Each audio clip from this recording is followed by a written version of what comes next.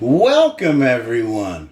Today we're doing a kind of a traditional Louisiana gumbo. It's going to have sausage, shrimp, and chicken in it. We're going to cover all the little things you need to do to make it delicious.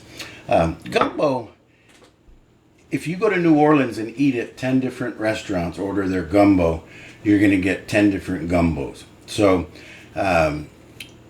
there's a lot of different ways to do it. It's kind of like the people that argue about chili, whether it should have beans in it or not. It's like the old Italian women that argue about the red sauce, or as they call it, the gravy. So there's a lot of different ways to do it. I'm going to show you how I do it, and I can promise you that it's delicious. It might not be your exact idea of the way your mama made the gumbo, but it's good. And so if you follow my directions on how to do it, we're going to have a lot of fun today.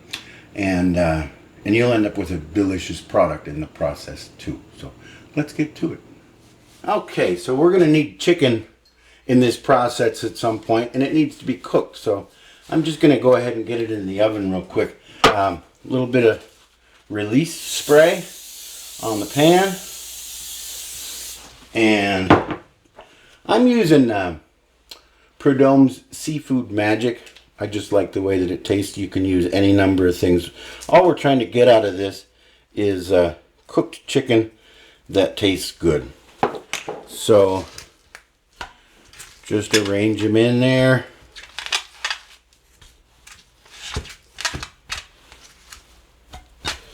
Like so.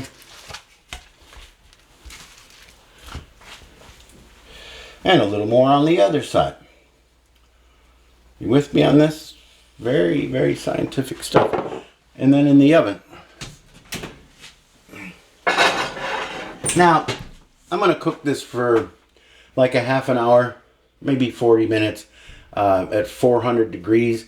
I'm not concerned as much as I would be otherwise with times and temperatures, because this is going to get cooked a lot more in the process, and you'll see. So let's make a roux. Any good Louisiana gumbo starts with a roux. So when you make the roux, you want a nice heavy pot, because basically all you're doing is you're taking 50% of a fat or an oil and 50% flour and putting it in the pot. We're not even worried about the measurement. We're just going to make enough for today, and then as much more that we want to keep for subsequent uses. It lasts a long time. So once you get the oil and the flour in the pan, you have to stand there and stir for a long time. I didn't want to put the production crew through that, so I made it last night. We're gonna do it right, we got to shake in the spice, making filet gumbo. Stir the pot. When you're making filet gumbo, you got to stir the pot. When you're making filet gumbo, you got to stir the pot and make it hot, making filet gumbo.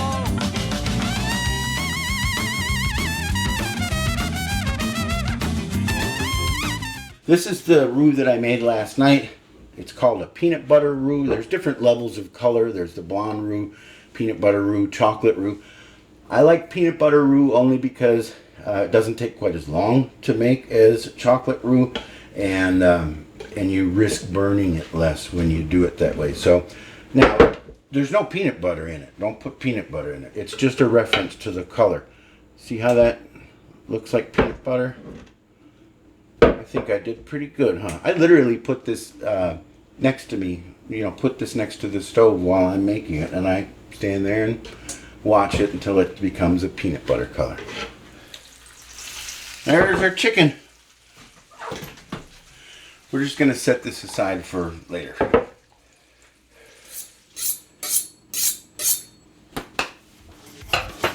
Cut some vegetables, huh?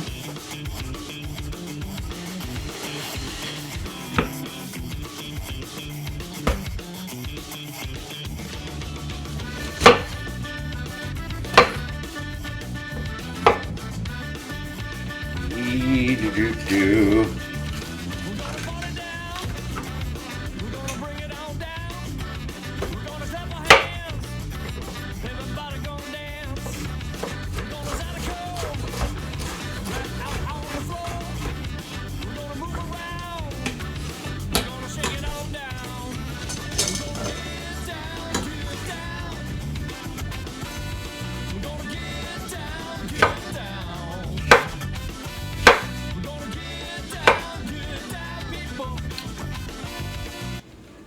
don't throw much away. The little veins and stuff you can throw away, but this is good flavor. We'll put that in the pot for the stock. Yeah.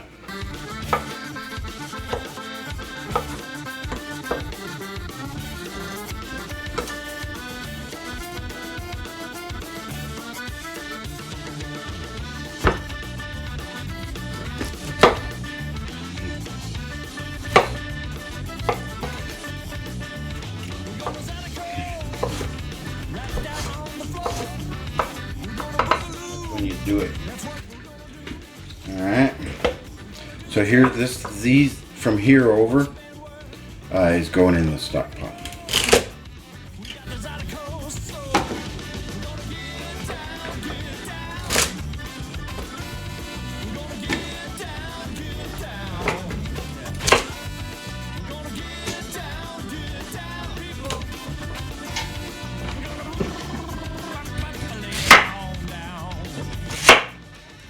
So I'm taking this is wonderful celery, but it's a little bit better in the stock.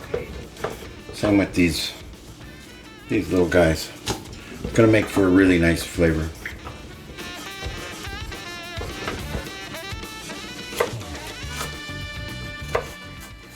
So in French cooking they have, you've probably heard of it, the mirepoix. It's spelled Myers-Poix, which is tricky, Myers-Poix. But anyway, they don't know how to say anything right. But what mirepoix is the base for lots of soups and stews. It goes in almost everything that involves that you're simmering. So the mirepoix is onion, carrots, and celery. In Louisiana cooking, they do a similar thing called the Trinity, which is onion, peppers, and celery. So that's what I'm doing right now is the Trinity, the onion, peppers, and celery.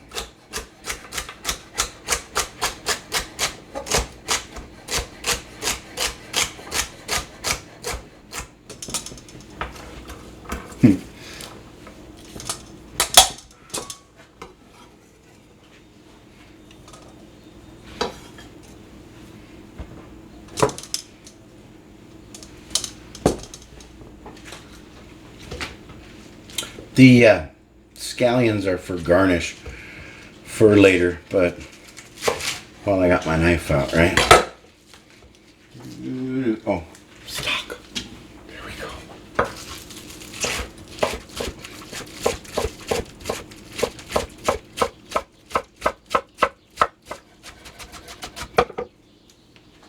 Don't put the rubber band in the stock.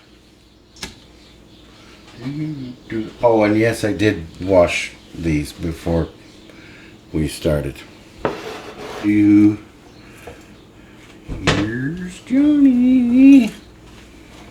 I always do an outtake reel. That's original. They are kind of fun though. Yeah. Everything's getting strained out, so laugh if you want. Stock pot. No point in throwing flavor away, right? Alright.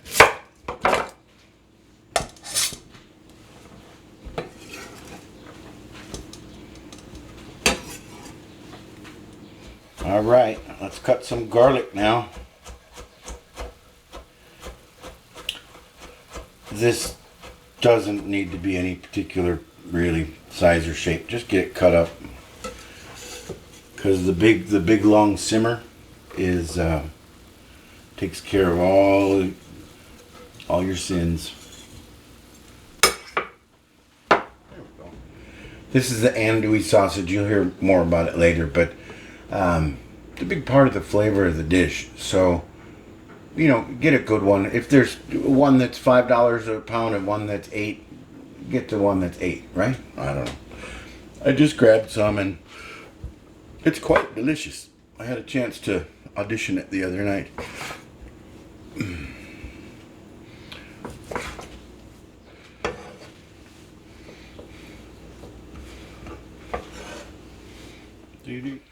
All right, we're gonna need the shrimp for later. I like putting it in at the end because then it doesn't get all rubbery. So really all I'm doing is getting the skins off of it so I can put it in our stock pot, because it adds a real nice fishy, the good kind of fishy essence to the stock. It's incredible. If you could smell it, it's wonderful.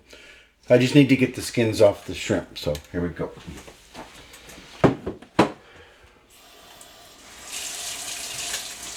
And they peel easier if you under running water. And it's just like, for those of you who have kids, it's just like taking your jacket off of your 3-year-old. You just take off its coat. Okay, so now that that's done, we've got our shrimp ready to go. And the skins go into the stock pot. And I just had some carrots around, and carrots are always good in stock. So basically just getting rid of them, and it'll be yummy. Okay, our chicken is cooked and it's cooled. Pretty much I wore gloves to help me with the whole temperature thing. But all we're doing is getting the skin off of there and all the little fatty parts, the monkey business. We're getting that off of there and going in after this nice chicken. This is the stuff that's going to go in the actually go in the gumbo, and then the funny little bits are going to go in the stock pot.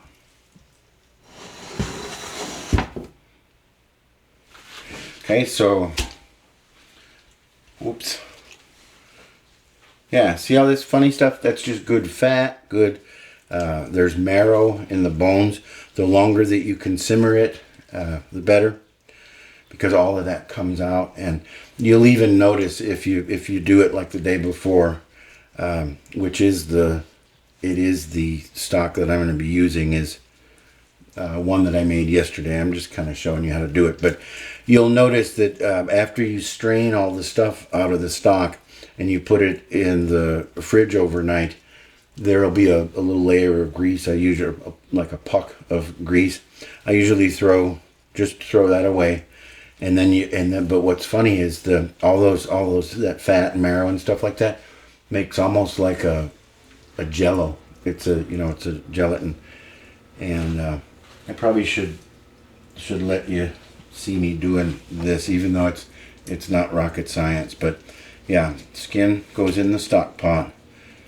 Take the good stuff, and you get an equal benefit of the chicken both in the stock and in the gumbo. So don't worry about being wasteful, because it's equally as delicious in here. So I just go after the really the best part of the chicken and just chuck the rest into the pot.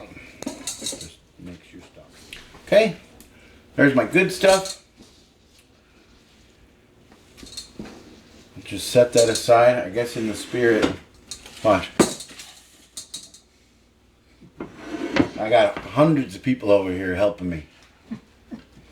Okay, this is yummy, and I mean, there's a lot of fat there.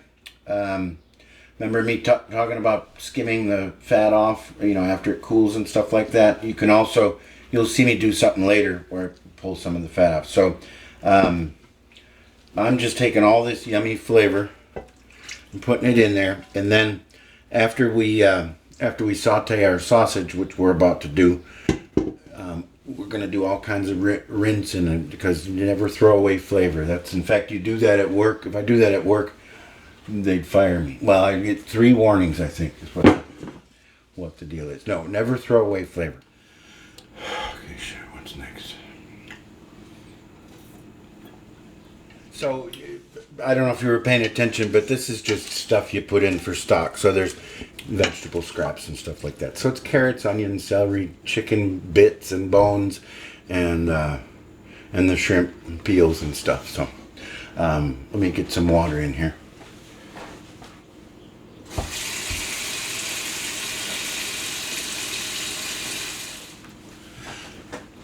all that stuff. I've got water in there, like an inch or two from the top. I'm not worried about the flavors. Where I'm gonna season this and fix it and do all kinds of stuff to it. All I'm doing is getting the flavor out of it. Yeah, just let it rip. And the longer you do it, the better. I've got this. I'm putting my burner on a pretty high heat because we want to do some controlled burning. We're gonna brown the sausage now. You don't really have to. I just like things that are brown. It just as it makes the flavor richer. So let's do this thing. Ooh.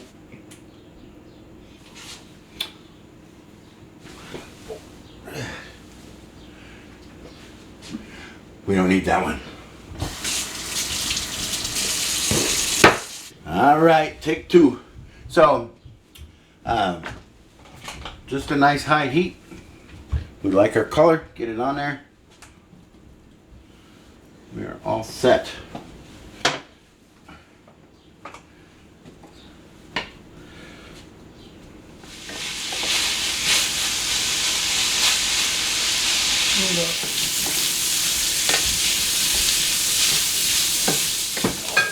I'm moments away from scorching this pan. So now I'm deglazing with. Right now I'm just using sherry. And now all the little pieces of burnt sausage are wanting to come off, and I'm getting this gorgeous gravy or sauce or whatever you want to call it. Most of the sherry is going to cook off. It's not a big thing. See how the burnt is coming off? You want all that. It's all great flavor. This all of this juice here is going in the actual gumbo, not in the stock. Yeah, that's about how you do it. Another thing you can do is grab a little of your stock. Share and share alike. That's the way I look at it. There we go. Just gonna set this aside. This is the chicken dish. All I'm doing is rinsing it out, stealing the flavor back out of it.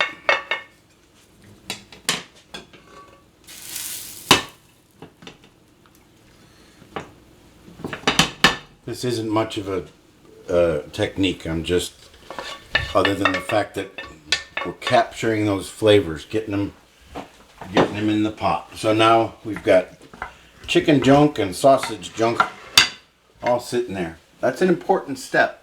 Didn't look like much. All right. This stock is coming along real nice. It's not going to be ready for tonight. It wants to simmer for a long time. 5 hours, 10 hours, however long you got. So what you're going to do is when it's done simmering for a long time, you're going to take that and you're going to strain it into another pot, get all that stuff out of there, and then it's going to look like this. It'll end up looking like this. So I've got this ready to go for us. This is my Trinity, the mirepoix sort of thing. My garlic, I've got my roux here. It's all ready to go. Let's get to cooking, yeah? All right. Not a lot of measurements. That was probably a half a cup of oil. Not important. Yours is going to taste a little different than mine, but trust me, it's going to taste good. It's going to be good. So here's our Trinity. This is going to look like a real lot. And it kind of is. If it's too much, I'll pull some out, put it right back in this bowl. But, yep, we're just going to simmer. We're going to do this till it's translucent. This is, yes, this is too much. So, I mean, it's really a lot. So, I'm taking some out. You want a lot in there, but that was a little bit ridiculous. A little more. So, I'm going to say that is 4 or 5 cups of our Trinity, which is the celery, onion, and peppers. We'll call that, yeah, 4 or 5 cups. You'll be happy with that amount. So I want a little more liquid. All right. Simmer till translucent. These are about halfway there. We're not trying to put any color on them. We're just doing, you know what translucent means, right? Garlic. If you put it in too early, it wants to burn. It makes everything taste bitter. So we'll get it in there now. This is 2 tablespoons. I'm going to call that.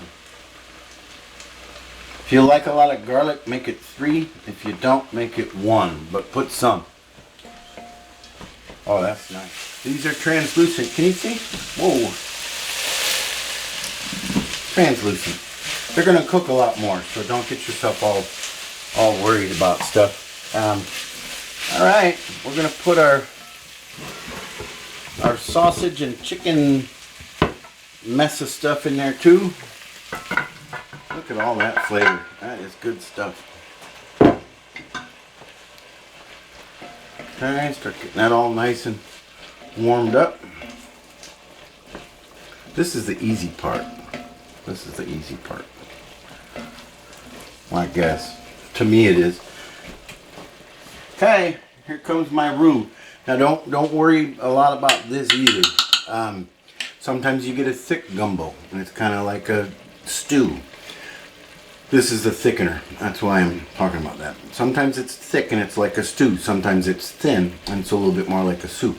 When it's thin, when you pour it over the rice, the juice goes down into the rice and flavors it so incredibly it will bring tears to your eyes. When it's a stew, it goes into the rice and the rice becomes part of the stew, and that's good too. So don't get yourself all worried.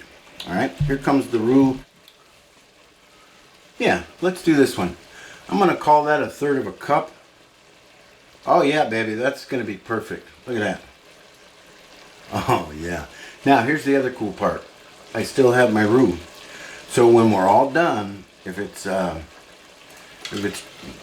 too thick, we got a problem. We'll add a little broth or whatever. But if it's a little bit too thin, we'll put a little bit more roux because it's all done. The one ingredient you don't ever want to put in gumbo is worry. It doesn't taste good, doesn't help the dish at all. So just don't worry. Oh, you should see what's going on here. So, yeah, we're going to let this, the roux just wants to be heated up. So we're going to do this for about a minute or two. And I'm going to add some sherry. Oh, this is coming nice. Yeah, this is just a big gloppy mess of delicious ingredients. Now the roux is kind of starting to gum everything up. I mean that in a positive culinary sense, gumming all up. Yeah, it's turning into like an almost lay bricks with this. So that is a big gummy mess. We're going to break it up a little bit with some, it's not even cooking sherry. It's the sherry that some people buy to drink. I personally, as you've noticed, that was 2 tablespoons. Don't drink sherry. I have other things I prefer. I'll tell you more about that in a minute. Okay, that's ungumming it a little bit, mixing it all up. The alcohol vapors are cooking off and it's leaving a real nice flavor. You can do white wine or whatever tastes good. I don't know if I would do red wine, but it probably wouldn't be terrible. It would probably be quite good. Might even be the way you're supposed to do it. But this is Johnny's gumbo, so it's got sherry in it. Chicken stock. So really most of our work or thinking or overthinking, which I love to do, is done. I'm going to show you the way to get, seasoning wise, I'm going to show you the way to get this going in the right direction. The key though is not to overdo anything, particularly salt, because it's really hard to get salt out of a dish. So we're going to not even worry about salt. We're going to salt at the end. There's enough things in here that have salt in it that we're good. We're not even, in fact, if you tried this right now, it would taste like muddy burnt flour, kind of. It's just not, it needs about 3 hours to get delicious. So, but I know from having done this before that this is exactly what it's supposed to look like. I'm not going to bother tasting it because I know that it doesn't taste good, and I also know that it's going to. Okay, so these are the flavors you're going to want in there. We're purposefully not putting enough of them, but I want you to see what they are. Where the heck are they? Oh, this will be fun. You get to see. Yeah, cayenne pepper. The seasoning that gives you most of the gumbo flavor is a Tony. I've heard it's pronounced Tony Satchery. They make this in a regular sodium, which is pretty salty, and a low sodium. When you go to buy yours, get the low sodium because you can add salt. I happen to have the normal one. I couldn't find the low sodium one. So you're going to want some of that. This is Cajun seasoning. I just put in about a tablespoon. Because I want more of the flavor and not as much of the salt, I'm having to put some of the ingredients that are in here, but without the salt. Does that make sense? So here's some cayenne. I'm going to call this, I'm going to call that a teaspoon. Remember the stuff that I put on the chicken, the Paul Prud'homme's seafood seasoning? That's going to just give another layer of flavor. Onion powder and garlic powder. Okay, so this says, this used to say, I love this. This used to say onion powder, but I went and got a bunch of, and it got empty, and then I went and got a bunch of garlic powder. So this onion powder container is where I keep my garlic powder, and you know there's garlic in there. So just put garlic powder is funny. It tastes like garlic, but it has a different flavor profile than fresh garlic. So I often, almost all the time, use both. Onion powder is also in an onion. Is also in an onion powder container. So yeah, we'll do. Oh, that was I don't know, a half a teaspoon. Here's onion powder, and this is a quarter to a half teaspoon. And man, if you don't have bay leaves, you better either go to the store and get some, or have one of your friends bring it over, because. And then you have to figure, one of my friends brought this over, so I don't know how to open it. There we go. Okay, we want bay leaf in our stock. So we'll do that again. I should change shoes and pick that bay leaf up. Pause. Okay. So some for our stock. And I've never eaten gumbo and said, oh, I put too much bay leaf. You know, within reason. There's 3 or 4. I'm gonna put one more. Little tiny one. That's perfect. Yeah, bay leaf. Good to go. Now the chicken is going in much closer to the serving time because we don't need it in there simmering for 3 hours. We already cooked it. So it's been set aside and is waiting. Also the shrimp, we're gonna put shrimp in literally like 6 or 8 minutes before serving because it just gets rubbery if it sits there. So really the kind of the way that you do this is you make a bunch of gumbo, and then when you're ready to serve gumbo, you put the amount in another pot that's the amount that you're going to eat right now.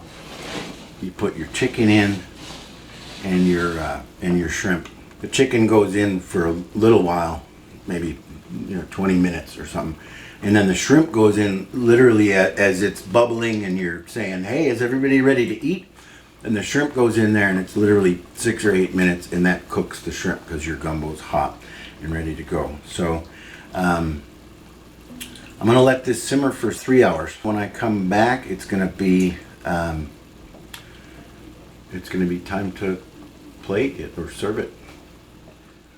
All right, I've transferred a couple servings into a smaller pot.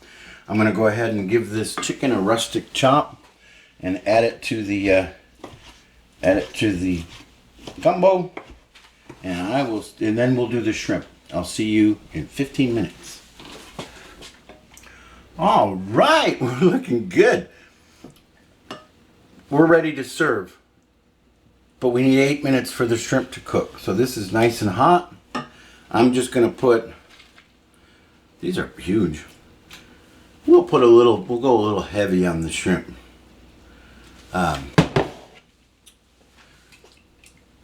8 more minutes.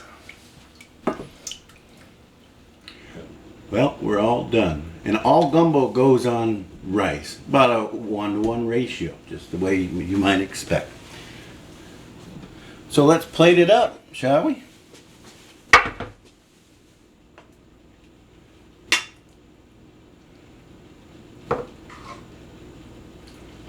Oh, yes, sir.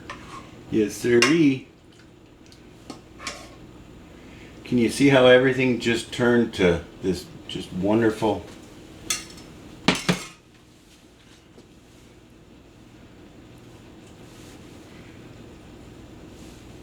Now, isn't that pretty? I'm putting more than what you might expect because it's really good on there. And there you have it. Chicken and sausage and shrimp gumbo.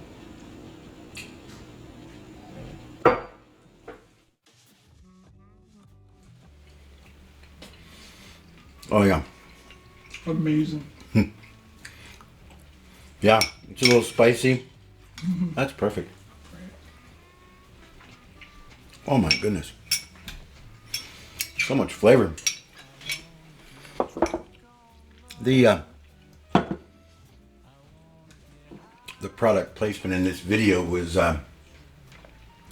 not for anything to do with sponsorships. It's just I happen to love Lagunitas IPA, and it goes really good with what we're eating right now. I have more pairs of Vans sneakers than I care to admit, and some of the other things you saw, I threw a little vape reference in there and stuff. We were just having fun, and you probably knew that. So, yeah, cheers.